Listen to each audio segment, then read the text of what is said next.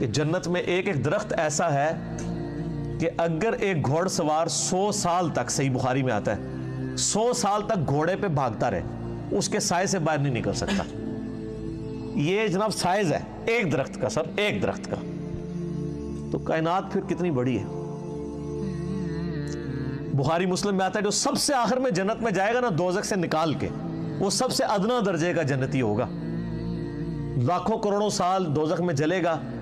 جب اس کے سارے گناہ دھل جائیں گے دوزخ کے عذاب کے عوض،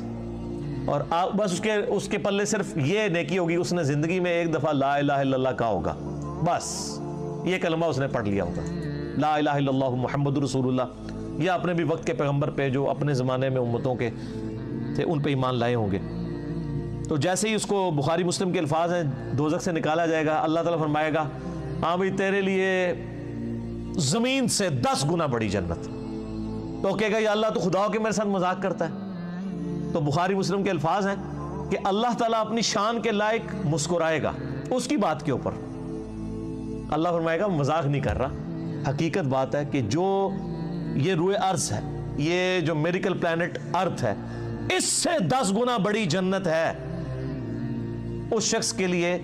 جو سب سے آخری درجے کا جنتی ہے۔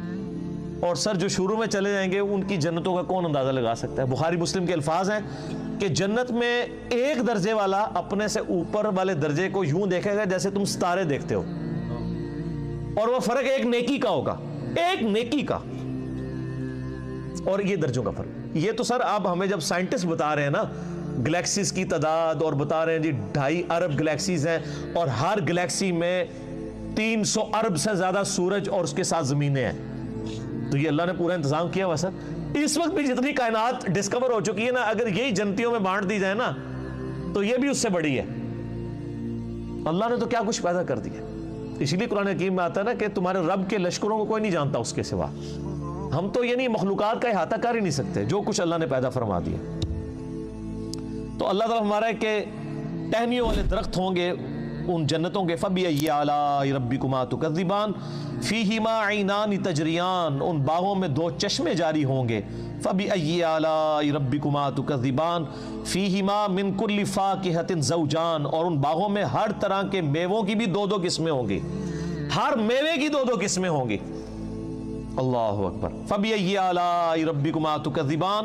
مُتَّكِئِينَ عَلَى فُرُشٍ بَطَائِنُهَا مِنْ اِسْتَبْرَقٍ، جو جنتی ہیں وہ تکیہ لگائے بیٹھے ہوں گے بستروں پر جن کے استر جو ہیں وہ گاڑے ریشم کے ہوں گے، وَجَنَ الْجَنَّتَيْنِ دَانٍ، اور دونوں باغوں کا پھل نیچا جھکا ہوگا۔ یہ نہیں ہے کہ جناب آپ وہ درخت اتنے بڑے بڑے ہیں تو جناب آپ کو کوئی سیڑھی لگا کے یا کسی ڈرون میں بیٹھ کے جانا پڑے، نہیں، ٹہنی لٹک رہی ہوں گی، بلکہ اشارہ کریں گے تو ٹہنی اپنے پاس آ جائے گی، اور آپ اس کو پھل کو توڑ کے کھائیں گے، کیونکہ جنت کو تو فنا نہیں ہے، آپ کے توڑ کے ختم ہوگا ایک اور وہاں پہ لگ جائے گا۔ جنت میں کوئی چیز ختم نہیں ہونی سر، جتنا مرضی کھاؤ پیو، ختم کوئی چیز نہیں ہونی، جو آپ کھائیں گے نا آپ، اچھا، اور آپ کو بھی تکلیف سے آزاد کر دیا ہے، کوئی پیشاب نہیں ہے، کوئی پخانہ نہیں ہے۔ بخاری مسلم کے الفاظ ہیں ایک خوشبودار ڈکار آئے گی سب کچھ ہضم، اور کوئی قبض والا معاملہ نہیں ہوگا، کوئی پیٹ خراب ہونے والا نہیں ہوگا، وہاں اپنے آپ لذت کے لیے کھائیں گے اور بھوک بھی نہیں ہوگی، بھوک کے بغیر بھی لذت کی وجہ سے آپ کھانا کھائیں گے، اور لذت کی وجہ سے آپ جتنا مرضی، یہاں پہ بھی لوگ بھوک کے بغیر لذت کے لیے کتنا کچھ کھا جاتے ہیں، کہتے ہیں میں تو انہیں کھانا کھا کے آیا تو رکھو تو پھر 2 پلیٹیں کھا جاتے ہیں، ٹھیک ہے، ادھر بھی اتنے لوگ موجود ہیں، بعد میں جو کچھ بھی بیچاروں کے ساتھ ہوتا رہے تو وہ ایک علیحدہ بات ہے، لیکن وہاں پہ یہ کچھ نہیں ہوگا۔ بخاری مسلم کی یہ تمام احادیث جو جنت کے ٹاپک پہ ہیں،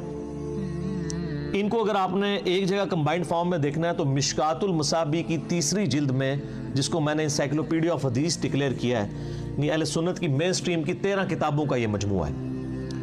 اس کی 3ری جلد میں آپ جا کے جنت کا چیپٹر کھول کے پڑھ لیں، آپ کو تمام چیزیں ایک جگہ مل جائیں گی۔ فَبِأَيِّ آلَاءِ رَبِّكُمَا تُكَذِّبَانِ فِيهِنَّ قَاصِرَاتُ الطَّرْفِ لَمْ يَطْمِثُهُنَّ إِنسٌ قَبْلَهُمْ وَلَا جَانٌ، ان جنتوں میں نیچی نگاہوں والی حوریں ہوں گی جن کو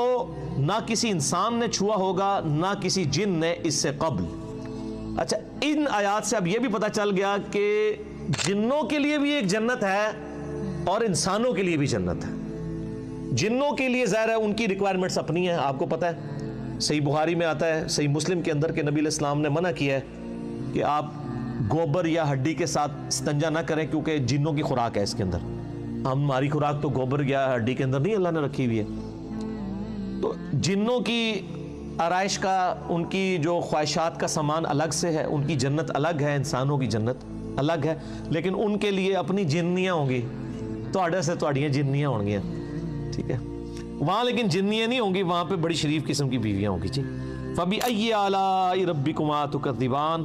كَأَنَّهُنَّ الْيَاقُوتُ وَالْمَرْجَانُ. اور یہ جنتی عورتیں ایسی ہوں گی گویا یاقوت اور مرجان ہے. وہ تو صحیح بخاری میں آتا ہے کہ وہ یعنی ایسی ٹرانسپیرنٹ حوریں ہوں گی کہ ان کی جو پنڈلیاں ہیں, پنڈلیوں کے پیچھے ہڈیوں میں جو گودا ہے نا, وہ بھی ٹرانسپیرنٹ نظر آ رہا ہوگا.